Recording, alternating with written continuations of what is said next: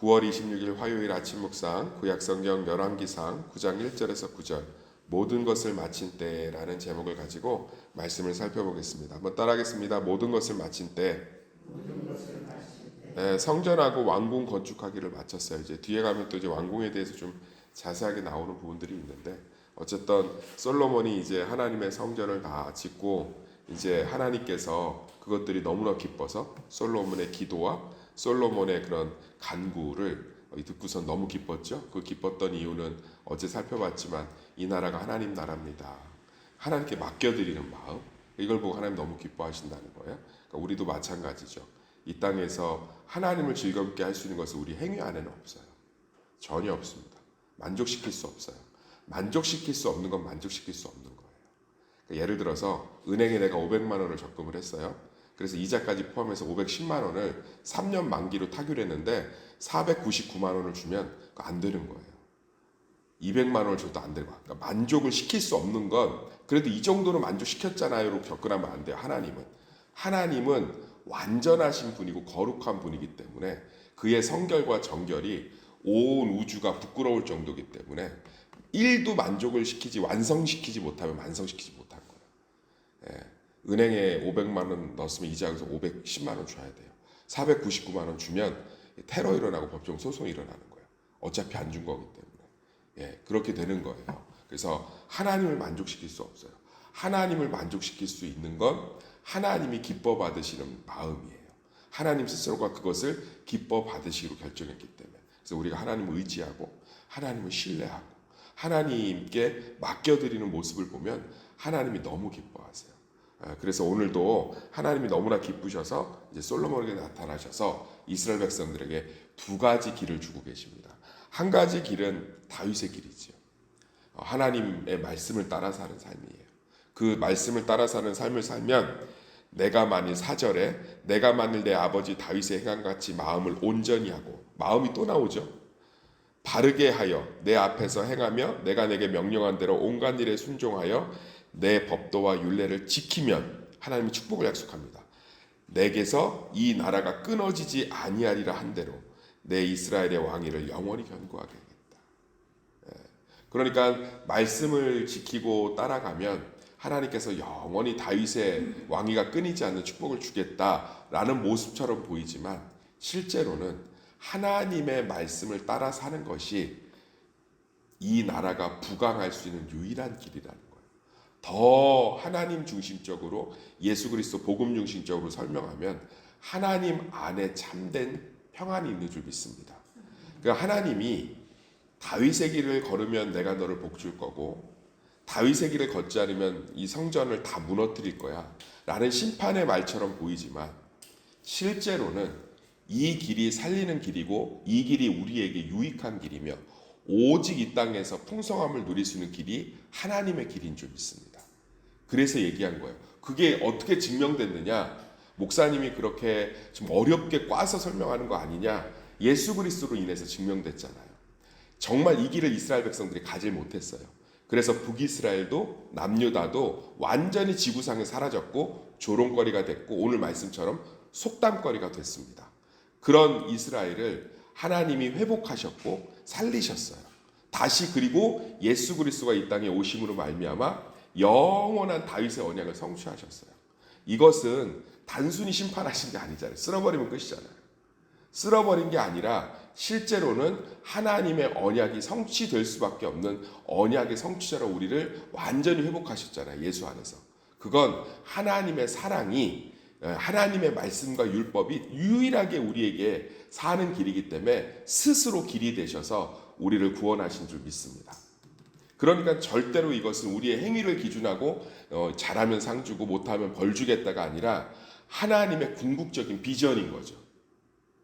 하나님의 궁극적인 목표인 거예요. 자녀에게 얘기를 합니다. 네가 이번에 기말고사에서 좋은 성적을 거두면 원하던 헤드폰을 사줄게. 원하던 자전거를 사줄게. 그것은 부모에게 유익이 있지 않아요. 자녀에게 유익되는 길이기 때문에. 그래서 공부를 안 하면 너 공부 안 했으니까 물건 안 사줄 거야. 너에 대한 모든 경제적 지원을 끊을 거야 라고 하지 않아요. 잔소리라고 화를 내죠. 그 길을 가야 되니까. 살아봤기 때문에. 공부를 못하고 학생 때를 게을리 보냈기 때문에 너무 힘든 거죠. 공부 총량의 법칙이 있어요. 우스갯소리지만 학생 때 공부를 안 하면 결국 뒤에 가서도 해야 돼요. 제가 예전에 좀 이렇게 주의종의 길을 걸을 수 있는 길들이 막혀서 용접을 한번 배워보려고 용접하는 아저씨를 한 이틀 쫓아다닌 적이 있는데 정말 그것 보통 아니에요. 용접기사 시험 책 주시더라고요. 일단 이거부터 합격해야 된다고. 저 진짜 제가 목회하면서 힘들다는 얘기 안 해야겠다고 생각했어요. 용접기사도 엄청 힘들더라고요. 공부를 해보는데. 그러니까 사실은 세상은요, 내가 공부를 안 해놓으면 다 나중에 해야 돼요. 마찬가지예요. 우리가 하나님 앞에서도 하나님의 율법과 법도를 따라가지 않으면 하나님께서 가만히 있지 않으세요. 반드시 믿음 총량의 법칙, 우리를 하나님의 사람으로 끌어가시는 줄 믿습니다.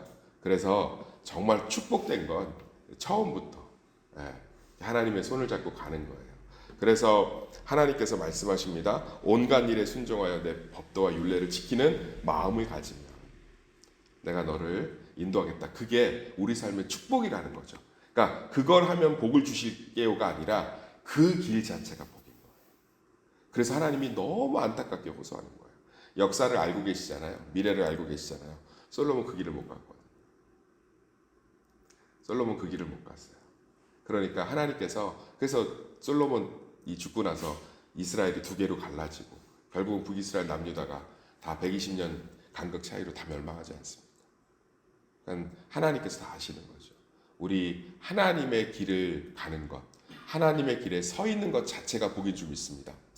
그래서 내가 말씀을 지켰으니까 따라갔으니까 복을 주시겠지가 아니라 말씀 자체에 복이 있다는 것들을 경험하면 훨씬 신앙생활이 풍성해요.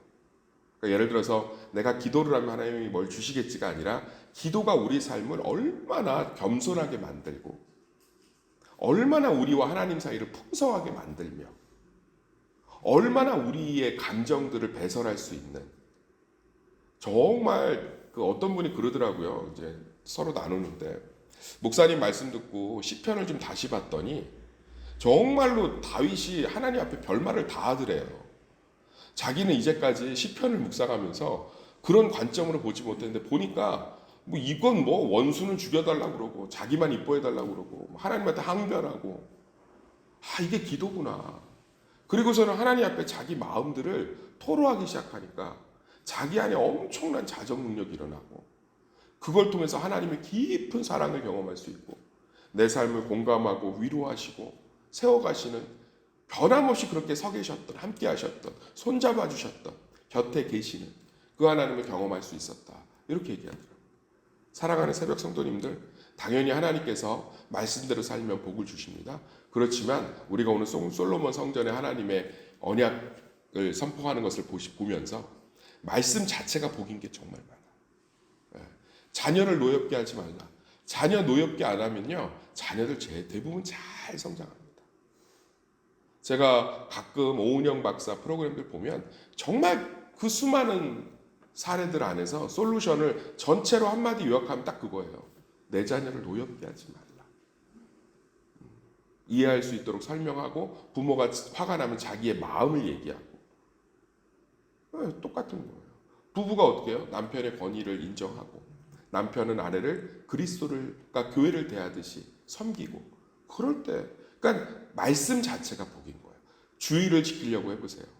주일 지키는 것이 피곤하고 그 시간에 난 놀러 가야 되는데 쉬어야 되는데 그렇지 않아요. 예전에 우리 아버지 저희 어머니가 맨날 교회 가자고 그러면 내가 뭐 은퇴하면 갈게.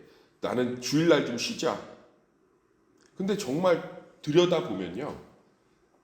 주일에 교회 안 가고 있으면 쉬는 게 아니에요. 사실은. 장 보고 애들하고 놀아주고 쉽지 않아요. 그런데 교회 와서 말씀 들으면 영혼의 평안이 있지요. 예배를 통해서 문제 내려놓지요. 밥 주지요. 교제하지요. 그리고 아이들이 주일학교를 경험하면 너무 좋아요. 일단 사회성을 기본적으로 깊게 경험할 수 있고요. 하나님의 말씀이 마음과 머리에 새겨지잖아요. 얼마나 좋은 거예요. 그러니까 실제로 하나님의 법을 따라가는 게 진짜 복이었어요. 모세 때, 여호수아 때를 살펴봐도 너무 잘 나오거든요. 이 얘기가. 모세 때는 그냥 하나님 앞에 전쟁 안 한다고 그러고 저들이 거인 같다고 그러고 우린 그들 앞에 밥이라고 그러고 메뚜기 같다고 그러고 그러니까 가나안 땅 언저리밖에는 가보질 못했는데 여호수아는 그냥 가라면 가고 서라면 서고 제단 쌓으라면 쌓고 쌓고 용서해 주라면 용서하고 품으라면 품고 그랬더니 가나안 땅 지경을 거의 점령해서 다 그 가나안 땅의 풍요로움을 누리지 않았습니까? 우리가 하나님의 말씀 자체가 복인 줄 믿습니다. 그래서 얘기하는 거, 내 율례와 법도를 따라오라는 거예요. 이 마음으로 바뀌면 말씀을 따라가고 싶어져요.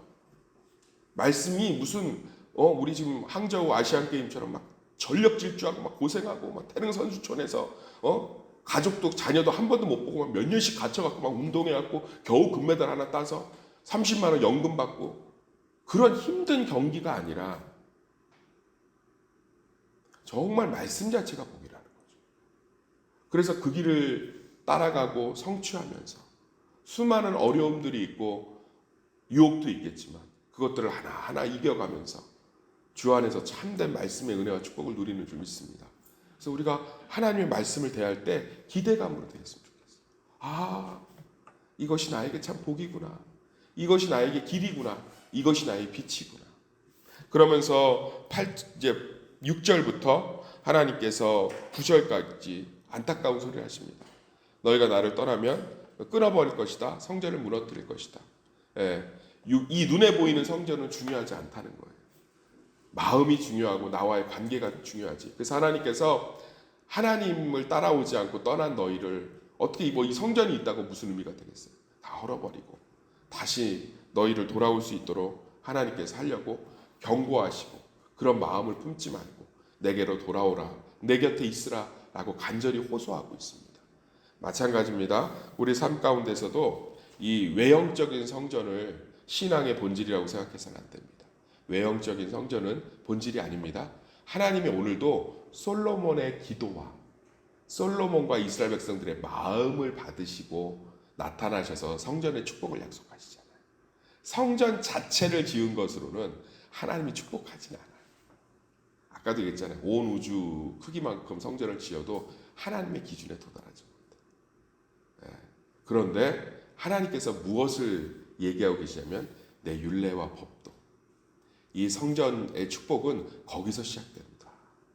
우리 예수님 때문에 우리 마음에 성전이 다 하나씩 들어와 있는 줄 믿습니다. 한번 만져보세요. 성전이 있어요. 근데 그 성전을 내가 뭘로 채우고 있는지 한번 생각해 봅시다. 이 성전에 정말 내 것들로 솔로몬이 무너지는 게 뭐냐면 다 지 것들로 성전 채우기 시작하고요. 뭐 뺏어 뭐 방패 같은 거 막 전시하고 나중에는 뭐 자기 하나님이 주신 지혜 갖고 여자들하고 문제나 내면서 그러고 놀고 그러니까 결국 타락하는 거예요.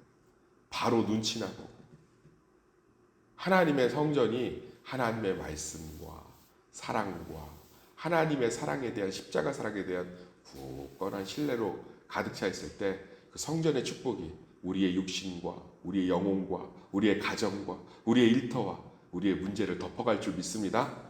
그래서 그 표현 되게 좋아요. 시편에 생수의 강이 배에서 터져 나오리라. 상상하신 그대로예요. 배꼽에서 물이 뿜어져 나와서 분수처럼 아주 막 생명의 물이 그 물이 계속 흘러나오면 이제 대지를 적시잖아요. 그걸 하나님의 축복으로 묘사하거든요. 우리도 그럴 줄 믿습니다. 예수님으로 우리 안에 성전, 그 성전을 믿음으로, 규례로, 율법으로, 하나님의 사랑으로 채우시기를 소망합니다. 그래서 이 성전을 통해서 다 흘러가는 거예요. 아멘. 옷자락만 만져도 병이 낫고 사도 바울이 막 기도하고 수건만 덮어도 막 귀신이 나가고 신비한 능력이 있었던 게 아니에요. 그 안에 예수 그리스도의 성전 안에서 흘러나가는 부속물이에요. 부속물. 우리가 하나님의 성전을 오늘 다윗처럼 채워갑시다. 그래서 정말로 주님 안에서 은혜 누리시는 그런 복된 성도들 되기를 예수의 이름으로 축원합니다.